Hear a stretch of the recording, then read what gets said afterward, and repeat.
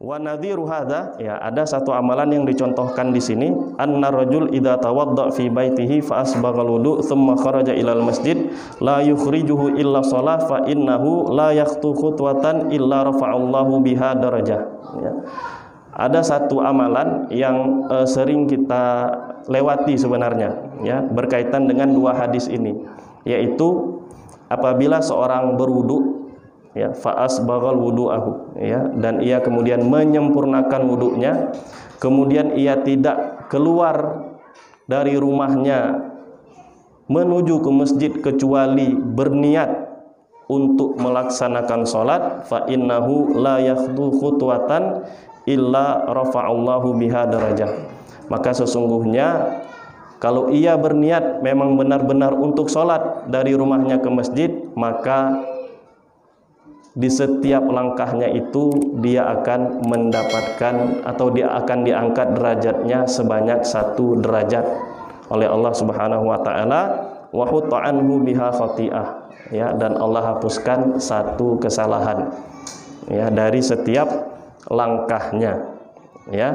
Jadi salah satu contoh amalan yang berkaitan dengan niat, ya, karena terkadang orang ketika berniat menuju ke masjid, ya, niatnya terkadang banyak, ya, bisa jadi niatnya sambilan ke masjid nanti ketemu teman, ya, kemudian sambilan ke masjid nanti ada niat-niat yang lain lah.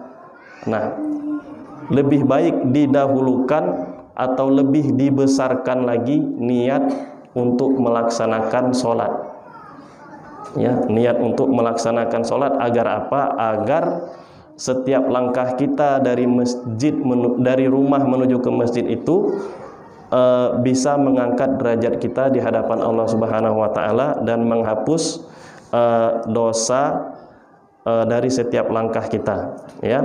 Kemudian kita ke hadis yang kelima, ya, ini ada kaitannya juga dengan amalan niat, ya, yang mungkin sering kita temukan sehari-hari di tengah masyarakat kita, ya.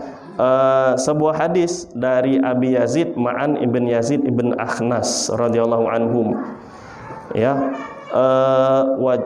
qala kana Abi Yazid akhraja dananir yatasaddaqu biha, ya. Jadi ada seorang sahabat bercerita bahwasanya satu hari ayah saya pernah mengeluarkan uang, ya, yang dengan uang tersebut ia bersedekah.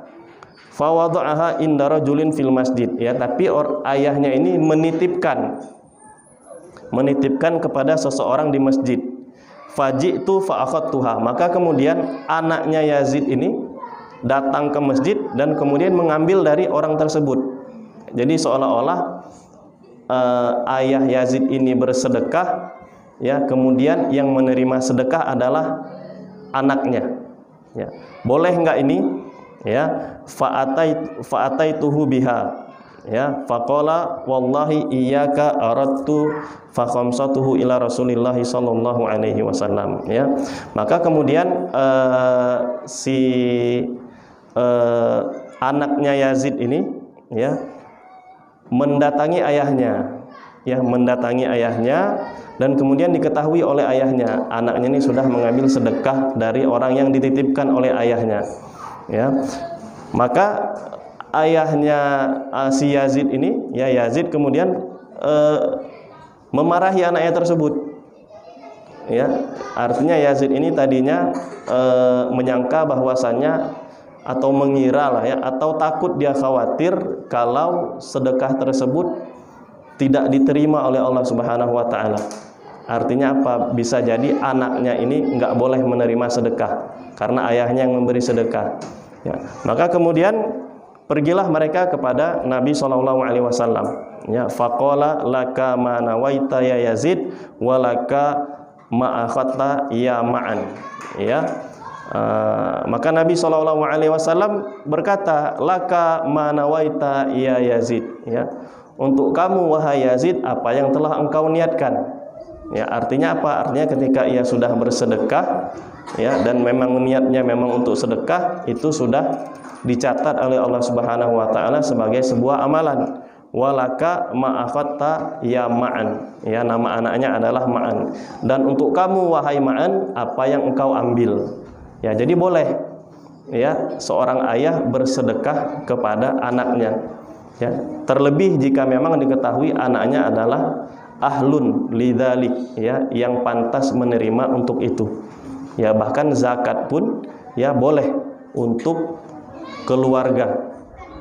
Kata Nabi SAW, sedekah atau zakat untuk kerabat itu mendapatkan apa? 2 pahala. Yang pertama pahala silaturahim, yang kedua pahala sedekah itu sendiri atau pahala zakat itu sendiri. Ya, jika memang yang menerima adalah orang yang berhak menerima. Ya, artinya kalau dalam zakat berarti dia masuk ke dalam 8 asnaf atau 8 senif kalau kita katakan. Ya, masuk ke dalam orang-orang yang berhak menerima zakat.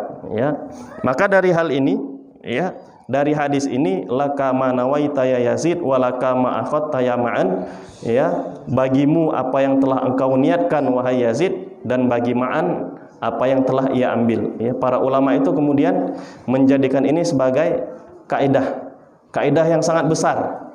Kaidah yang sangat besar. Ada yang mengatakan sebagai kaidah usuliyah, ada yang mengatakan sebagai kaidah fikhiyah. Ya, artinya apa? Kaidah menjadi patokan bagi amalan-amalan lainnya. Apabila seseorang sudah beramal sesuai dengan niatnya, dengan niat ikhlasnya, maka baginya apa yang telah ia niatkan. Ya, terserah kemudian amalan tersebut ada yang memanfaatkannya untuk hal-hal yang lain. Contohnya, sekarang banyak ditanyakan, Ustadz, apabila saya memberikan sedekah ya kepada orang-orang yang meminta-minta sedekah, ya, tapi ternyata orang yang meminta-minta tersebut mempunyai atau diorganisir oleh kelompok-kelompok tertentu yang ingin mengambil keuntungan dari meminta-minta sedekah tersebut. Apakah ini dibolehkan? Ya, maka dari kaidah ini kita bisa mengambil kesimpulan dari hadis ini. Ya, orang yang memberikan sedekah, maka dia telah ditulis apa? Pahalanya ketika bersedekah. Ya, sedekahnya ditulis oleh Allah Subhanahu wa taala sebagai amal soleh. Dan bagi mereka yang menerima, ya, yang menerima sedekah itu pahala ataupun dosa itu untuk mereka. Nah, bagi kita apa? Niat sedekah tadi sudah ditulis oleh Allah Subhanahu wa taala. Bagi yang menerima, apakah mereka gunakan itu untuk kebaikan atau untuk kejelekan, itu udah dosa atau pahalanya untuk mereka. Tidak ada kaitannya lagi dengan kita. Ya. Kecuali kalau kita berpikir untuk kemaslahatan. Berpikir untuk kemaslahatan sudah lain lagi nih, sudah nggak masuk lagi ke dalam kaidah ini. Ini bicara ketika kita tidak mengetahui. Ada orang datang kepada kita kemudian minta sedekah, kita dengan niat baik kita yang polos, yang tulus memberikan sedekah kepada orang tersebut. Ya, maka kemudian orang tersebut menerima, kemudian dia pergi, di situ bagi kita pahala sedekah kita, bagi mereka apa yang mereka ambil. Terserah digunakan untuk apa. Nah, kemudian Ustadz, jika kita mengetahui bagaimana Ustadz, bahwasannya orang ini pasti akan, atau orang ini sudah diorganisir oleh orang-orang tertentu sehingga saya berat untuk memberikannya misalnya, maka untuk kemaslahatan itu tidak diberikan. Kenapa? Yang pertama, ya, untuk tidak menjadikan itu sebagai sebuah kebiasaan. Ya, sebuah kebiasaan yang menjurus kemudian kepada apa? Kepada pelemahan kaum muslimin. Ya, nantinya orang terbiasa meminta-minta. Ya, orang terbiasa meminta-minta, dan karena melihat hasilnya yang lumayan banyak, kemudian orang lain pun nantinya ikut. Akhirnya apa? Membentuklah atau terbentuklah sebuah komunitas peminta-minta. Ya, ini kan maslahatnya atau madaratnya lebih banyak daripada maslahatnya. Maka kalau bisa ditahan, ini perlu ditahan. Tidak perlu diberikan. Jika kita tahu benar dan benar-benar tahu. Ya, tapi kalau misalnya tidak diberikan atau kita tidak tahu, ya, maka tidak masalah kita berikan. Ya, bagi kita pahala sedekahnya. Ya. Kemudian masalah yang kedua tadi, yang apabila kita tahu, itu juga berkaitan dengan hadis Nabi SAW, al yadul ulya khairun minal yadus sufla. Kita sudah mengetahui ada hadis seperti itu, maka kita coba jangan sampai kita menjadi sebab ya bagi orang lain untuk terus meminta-minta. Ya, tangan di atas lebih baik daripada tangan yang di bawah. Ya, Nabi SAW memotivasi kita, mendukung kita, ya, menyokong kita agar tidak menjadi umat yang peminta-minta. Maka bagi kita, apabila kita tahu ada orang yang seperti itu dan ada orang yang sengaja memanfaatkan orang untuk meminta-minta, maka usahakan ditahan dulu. Nah, ini jika kita tahu, ditahan dulu agar apa? Agar menghentikan madaratnya. Kalau kita tidak bisa memberikan maslahat, paling tidak kita bisa menghentikan menghentikan mudaratnya bagi umat. Ya, mudaratnya tidak hanya bagi individu, tapi bisa berbahaya ke umat. Ya, takutnya nanti umat ini menjadi umat yang meminta-minta. Ya, dan itu saat ini sayangnya, ya, dengan sangat sayang sekali kita katakan banyak sekali daripada umat Islam yang meminta-minta. Ya, entah apa sebabnya, apakah dikarenakan solidaritas antara sesama umat Islam ini sudah sangat kurang, ya, sehingga kemudian banyak bermunculan orang-orang miskin yang kemudian banyak meminta-minta di jalanan, ataupun memang ada orang-orang yang sengaja, ya,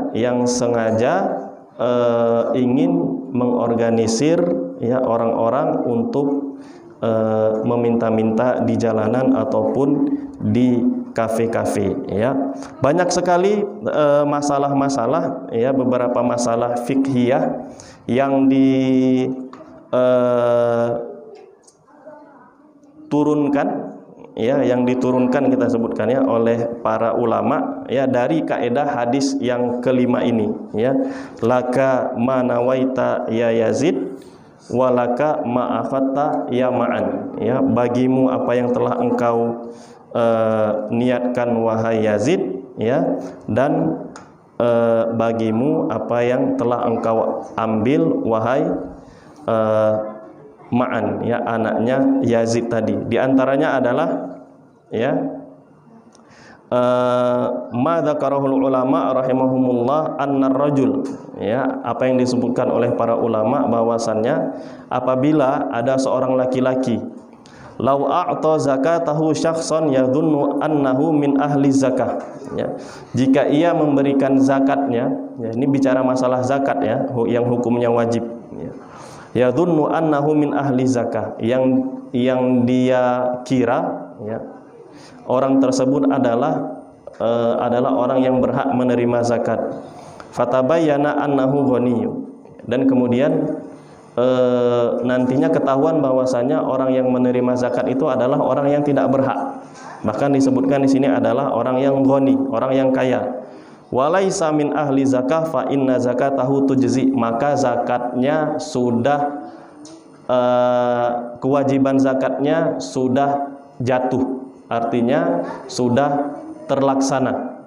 Ya, kewajiban orang yang memberi zakat tadi sudah terlaksana. Wa takunu maqbulah tabra'u min hadimmatuhu, dan insyaallah akan diterima zakatnya li'annahu nawa an yu'tiha man huwa ahlun laha, karena ia telah berniat, ya, untuk memberikan kepada orang-orang yang berhak. Ya, ini sering terjadi ketika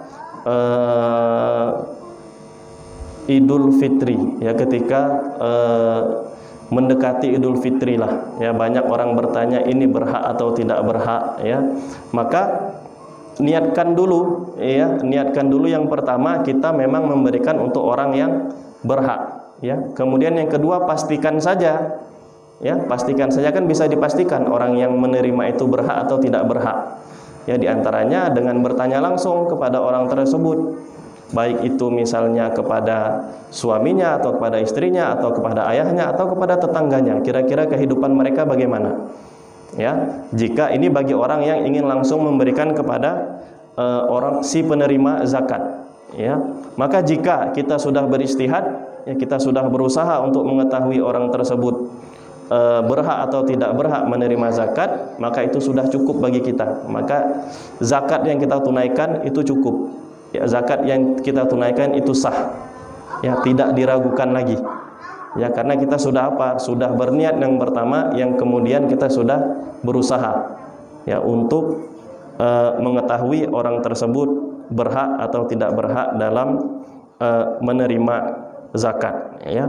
Kemudian di antara permasalahannya adalah yang disebutkan oleh para ulama mengenai orang yang umroh ataupun haji. Ya, terkadang orang yang umroh atau haji itu biasanya tidak bisa membedakan antara amalan umroh dan amalan haji. Ya, apalagi orang-orang yang pergi haji untuk pertama kali.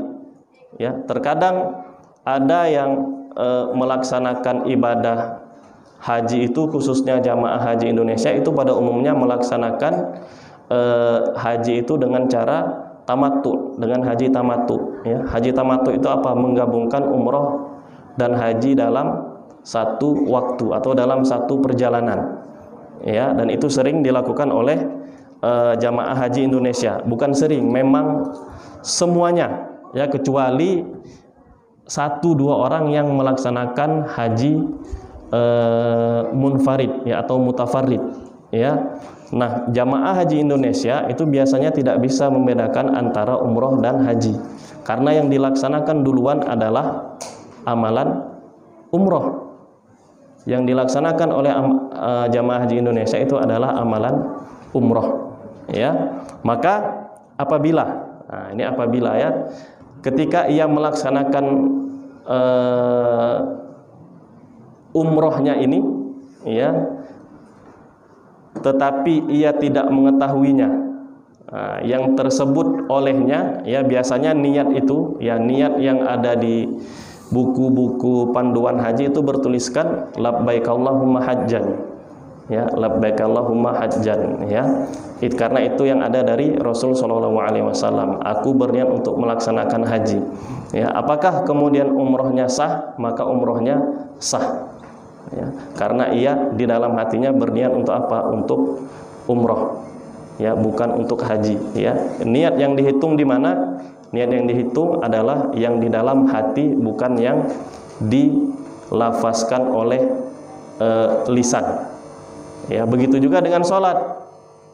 Ya kan? Ada mungkin orang-orang yang ingin sholat yang sudah terbiasa dengan melafazkan niat. Ya. Niat yang ia sebutkan ketika misalnya dia sholat zuhur, tapi yang tersebutkan adalah sholat asar dalam lisannya. Tapi dalam hatinya apa? Sholat zuhur. Sah atau tidak sholatnya? Sah. Nah, ini kalau kita lihat ke dalam mazhab Asy-Syafi'i, karena yang niat yang dihitung, yang menjadi tolak ukur adalah niat yang di dalam hati, ya, bukan niat yang di lisan, ya. Jadi kalau berkaitan dengan umroh tadi, maka seperti itulah kira-kira gambarannya. Apabila ada saudara kita yang melaksanakan umroh atau haji, ya, tapi ia tidak tahu, ya, apakah dia berniat niatnya itu untuk haji atau umroh, tapi hatinya, zohirnya itu ingin melaksanakan umroh, ya, karena ketika dia berniat tamattu, ya, tamattu itu adalah menggabungkan umroh dan haji, yang pertama kali dilaksanakan adalah umroh, ya, tidak mungkin haji, karena kalau setelah haji nanti, ya, itu tidak bisa digabungkan lagi umroh setelah haji masuk ke dalam amalan haji, nggak bisa. Tapi yang bisa adalah menggabungkan antara umroh dan haji adalah ketika sebelum haji, ya. Dan ini adalah beberapa masalah-masalah yang kemudian diturunkan oleh para ulama, ya, berdasarkan kaidah laka manawaita ya Yazid walaka ma'akhata ya ma'an, ya.